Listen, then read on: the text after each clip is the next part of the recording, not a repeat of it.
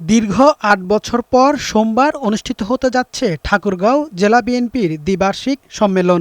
স্থানীয় সরকারি বালক উচ্চ বিদ্যালয় মাঠে সব প্রস্তুতি সম্পন্ন করেছে স্থানীয় বিএনপি।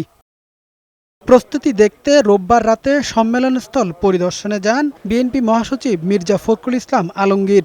এ সময় তিনি সম্মেলনের মাঠ ঘুরে দেখেন এবং নেতাকর্মীদের সাথে কথা বলেন।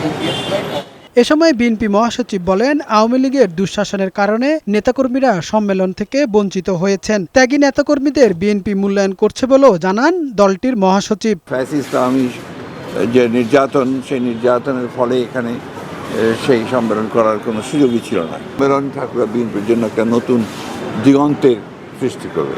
বিএনপি মহাসচিব বলেন, আগামী নির্বাচন নিয়ে কোনো শঙ্কা নেই, যথাসময়ে দেশে একটি গ্রহণযোগ্য ভোট হবে বলেও মন্তব্য করেন তিনি। জাতীয় নির্বাচনে কোনো শঙ্কা দেখি না, তবে আমরা একটু উদ্বিগ্ন যে কিছু কিছু সংখ্যক ব্যক্তি অথবা রাজনৈতিক দল তারা অযথা অযাচিতভাবে এই শঙ্কা সৃষ্টি করবার চেষ্টা করছেন।